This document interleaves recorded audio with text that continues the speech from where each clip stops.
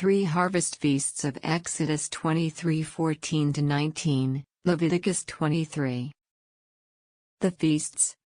Part 3rd of October 5, 1959.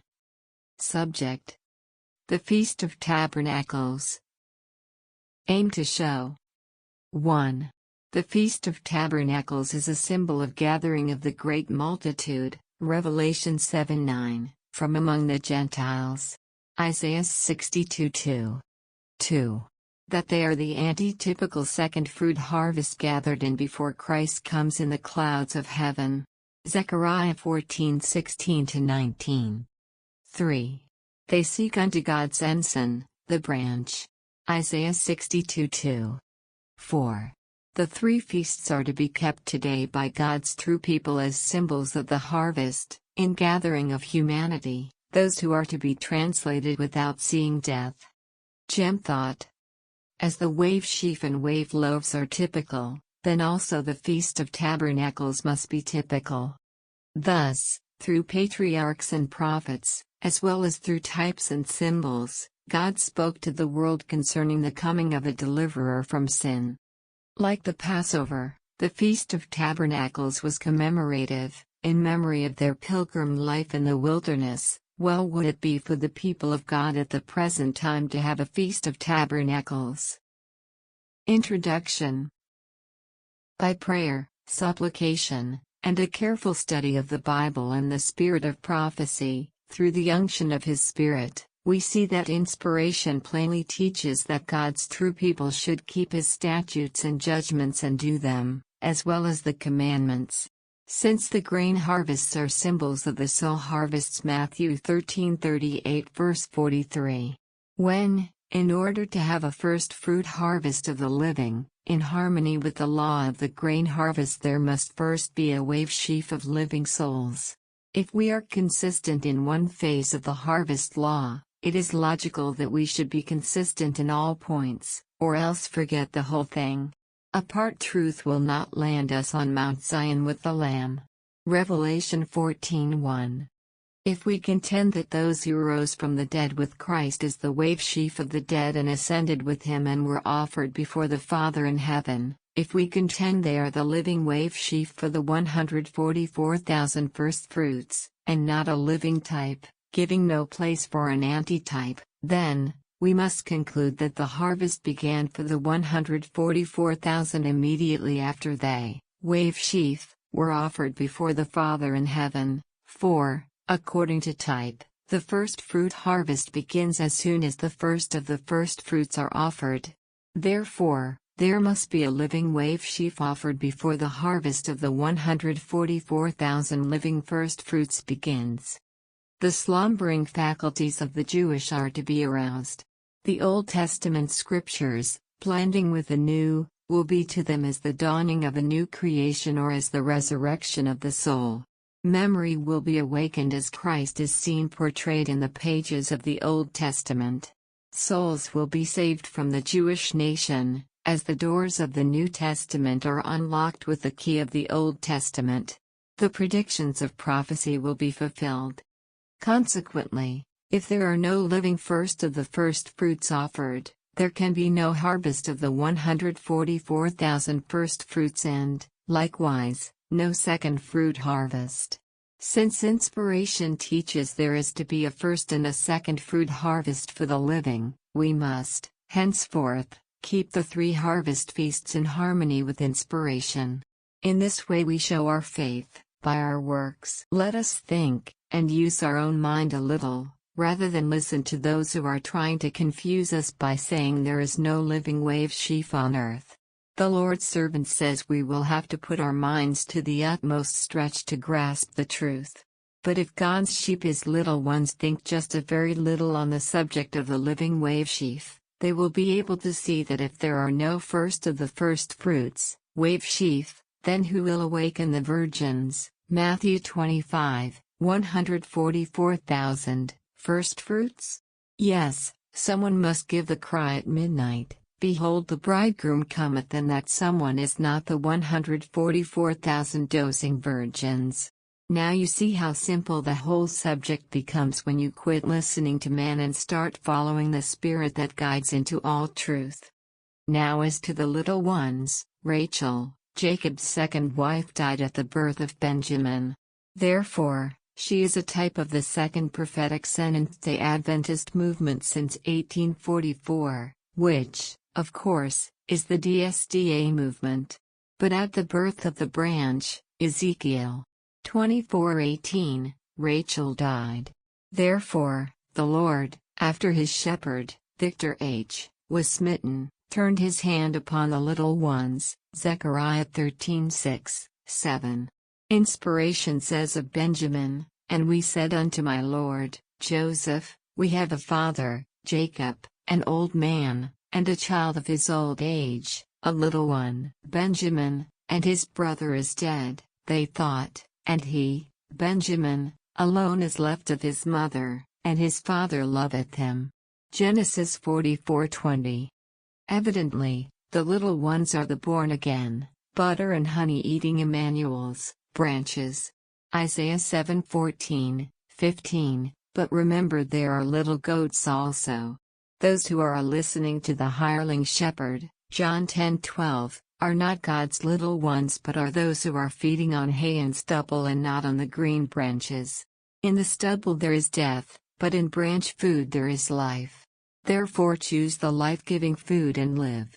Since we are what we eat, if those who have been following the false shepherds will not, at once, change their diet from the hay and stubble and start feeding on the leaves of the branch tree, which are for the healing of the nations, Revelation 22:2, they will be able to survive the cutting off the names of the tares at the atonement for destruction. Why be a goat for destruction? Be a sheep for the branch kingdom. So you see, friends, Lord is not the password to the kingdom. But rather, it is branch. The light is crystal clear that the branch, wave sheaf, has the key to the first fruit harvest of the 144,000 virgins and, hence, the key to the second fruit harvest and the Feast of Tabernacles. Remember ye the law of Moses my servant, which I commanded unto him in Horeb for all Israel, with the statutes and judgments. Malachi 4:4. Behold, I will send you Elijah the prophet before the coming of the great and dreadful day of the Lord. And he shall turn the heart of the fathers to the children and the heart of the children to their fathers, lest I come and smite the earth with a curse. Malachi 4:5, 6. Assuredly, brethren, not a one need be in uncertainty. All may for a surety know both the day and the Elijah as he proclaims it, because to our surprise he will point out that all the prophets describe the day and also tell what the Lord would have us do while it is approaching and subsequently while we are going through it, and because no one but Elijah can proclaim the day. The sinners, we know, have always been and are still among God's people. That the fulfillment of this scripture, Isaiah 52:1, therefore, is in the very near future, is shown from the fact that the truth of this chapter is now unsealed and carried to the church, endeavoring to awaken the people of God and to impress them with the fact that soon the harvest will commence, first separating the first fruits, 144,000 from the house of God, then to be followed by the second fruits from all nations, Revelation 7:9. True enough, the Spirit of God causes people to become one thing, and the spirit of Satan causes them to become another thing, but the difference is discernible only as the harvest time approaches, when the truth of the harvest is revealed. Now, when the great work of judging the living is about to begin, shall we allow unsanctified ambition to take possession of the heart, and lead us to neglect the education required to meet the needs in this day of peril? In every case the great decision is to be made whether we shall receive the mark of the beast or his image, or the seal of the living God. So says inspiration.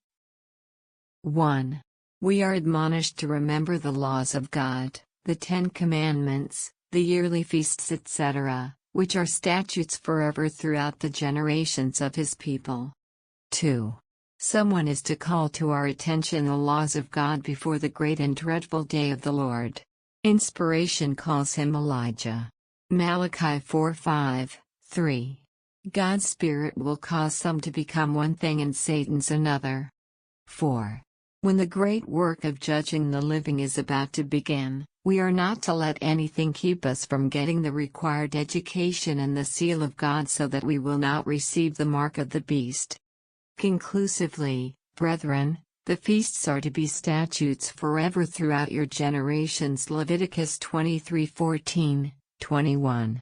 Wherefore ye shall do my statutes and keep my judgments, and do them, and ye shall dwell in the land in safety. Leviticus 25:18. Keeping the commandments and the statutes in the Lord, then, is the light and shield of your life. This system of worship, therefore, is truly the righteousness by faith that brings the righteousness of Christ in the people of God. Yes, as the doors of the New Testament are unlocked with the key of these feasts which is found in the Old Testament, the slumbering faculties of the Jewish people are to be aroused. Accepting this type of worship is the righteousness by faith and doing them, Ezekiel 36:27, is the righteousness of Christ. This is the addition that joins the third angel's message in a message to be given to the world.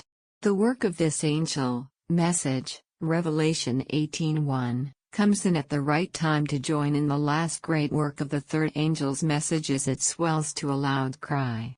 And the people of God are thus prepared to stand in the hour of temptation, which they are soon to meet. I saw a great light resting upon them, and they united to fearlessly proclaim the third angel's message. Therefore, 3 times thou shalt keep a feast unto me in the year. Exodus 23:14. 1. Let the children of Israel also keep the Passover at his appointed season. Number 9-2. A.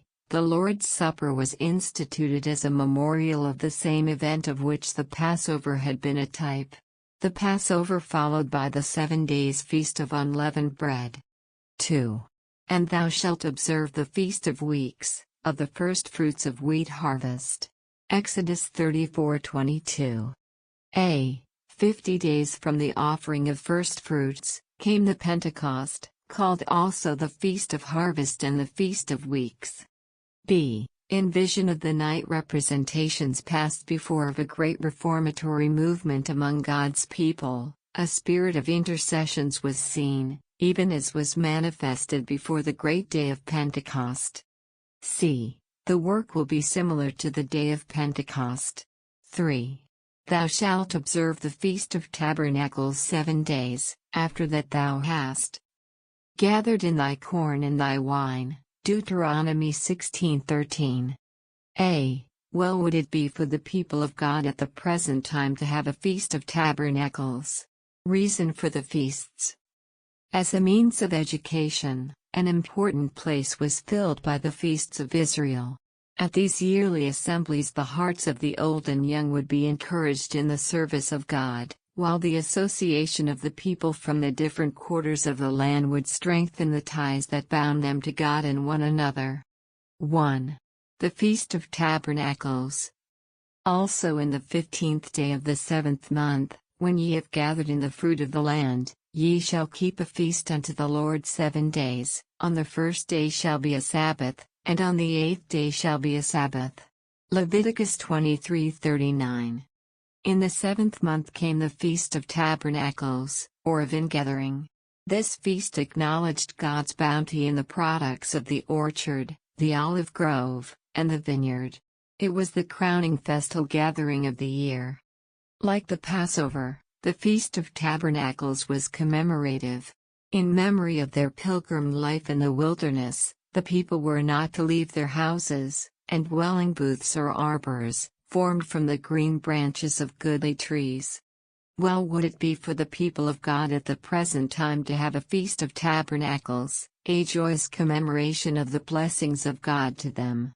As the children of Israel celebrated the deliverance that God had wrought for their fathers, and His miraculous preservation of them during their journeyings from Egypt, so should we gratefully call to mind the various ways He has devised for bringing us out from the world, and from the darkness of error, into the precious light of His grace and truth.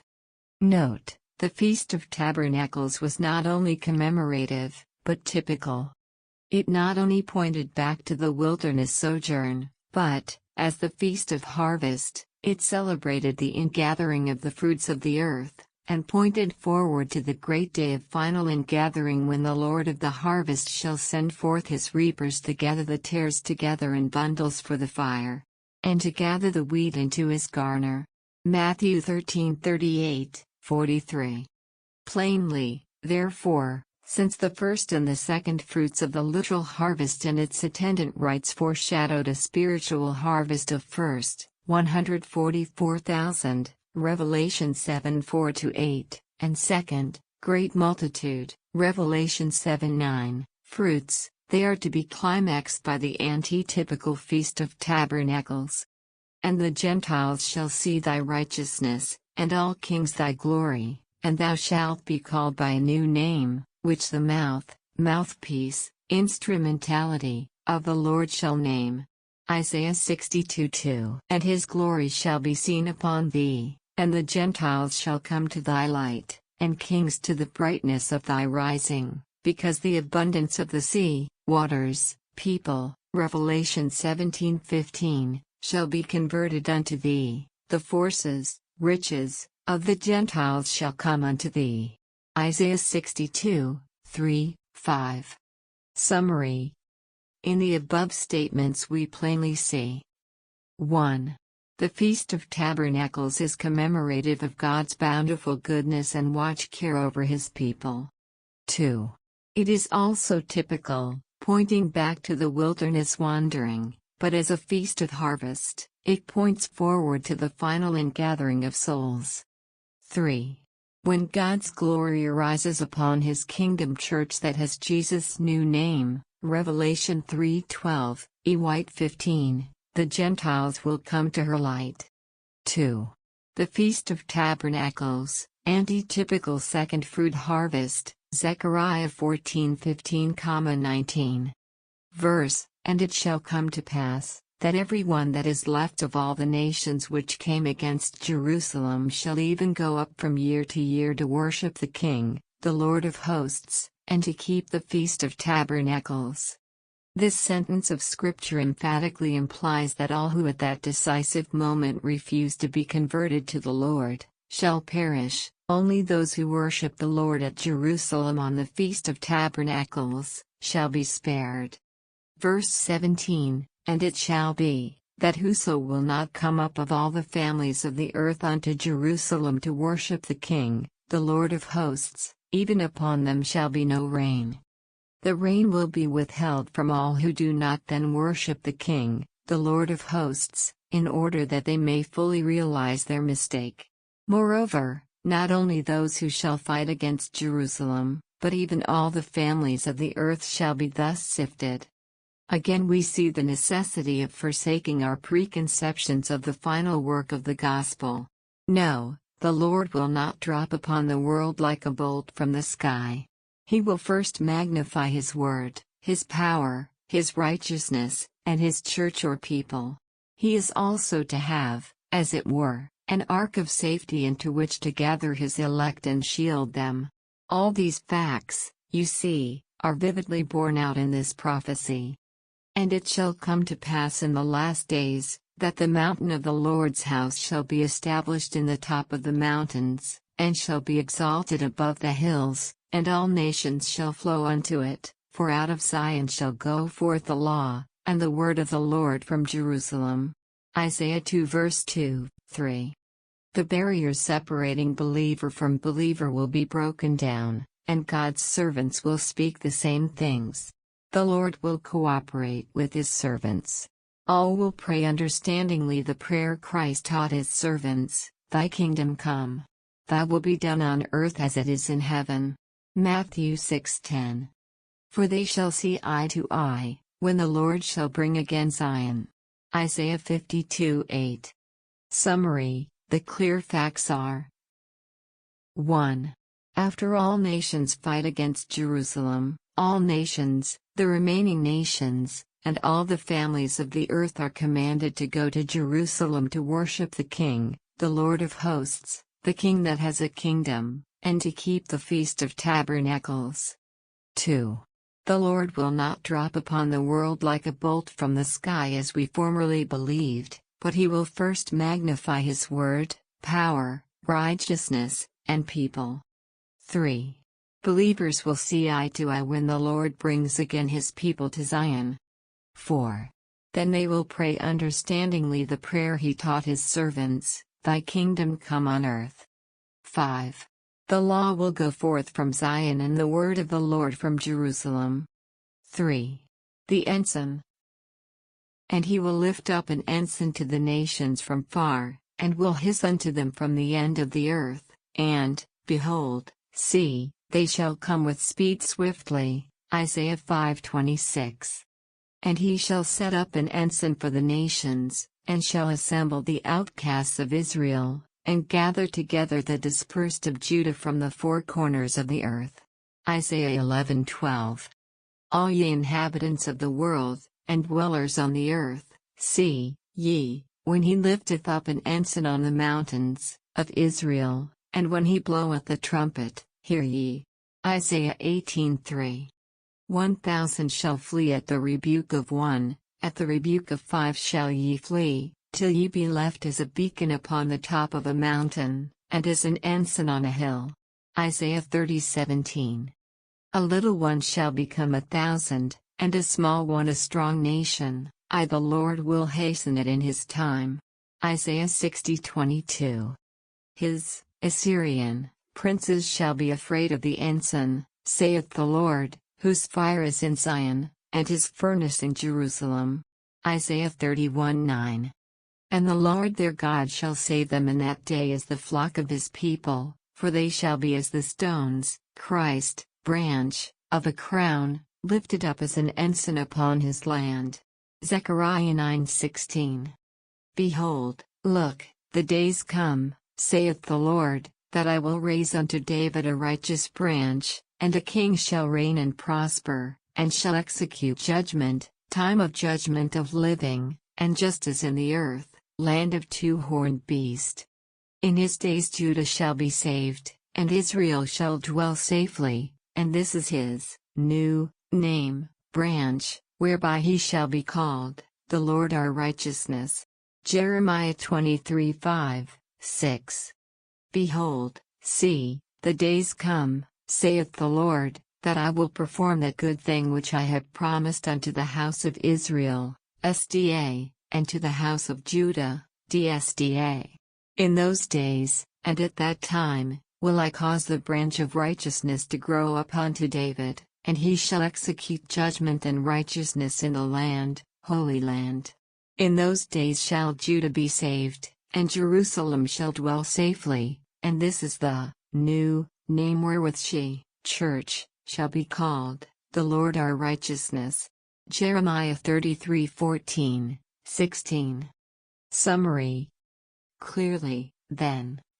1. God is going to exalt a standard, ensign, before all the nations. 2. The nations will seek unto the ensign when God's glory is seen upon his people. 3. The Assyrian is afraid of the ensign. He flees from the fire that is in Zion and the furnace in Jerusalem. 4. His people are as the stones, branch, and they are lifted up as an ensign upon his land. 5. Branch is the new name for the kingdom church, an ensign for the nations and the judgment for the living. For I will bring forth my servant the branch. Zechariah 3:8. 4. The 3 harvest rites are symbolical of the soul harvest of first and second fruits. The wave sheaf, wave loaves, and the Feast of Tabernacles. Illustrating our salvation and completeness, the harvest rites of the ceremonial system must therefore corroborate both the testimonies of the prophets and the parables concerning the harvest, for all are inextricably bound up together. The ceremonies of the first and the second fruits of grain must accordingly unfold the truth concerning the first and second fruits of humanity. Note 1. The Lord's Supper was instituted as a memorial of the same event of which the Passover had been a type. 2. The work will be similar to that of the day of Pentecost. 3. The Feast of Tabernacles was not only commemorative, but typical, and pointed forward to the great day of final ingathering. Assuredly, brethren, the 3 feasts are statutes forever throughout your generations in all your dwellings. Your obeying all the commandments, and the statutes, and the judgments of the moral law of Moses, you see, is your evidence that you have been born again. Special note: the Lord's Supper being a memorial of the Passover, simply means His people are to remember their deliverance from Egypt and that He died on the cross to save us from sin. Israel was not liberated from Egypt once a week but only once on the 15th day of the first Hebrew month. Jesus was not slain every Sunday or every 3 months. The Passover feast is not a 1-hour service but a 1-week feast. It means more than partaking of the emblems representing His broken body and spilt blood for us. But the Passover is also educational. It is meant to represent a week of feasting upon Him, the Word of God.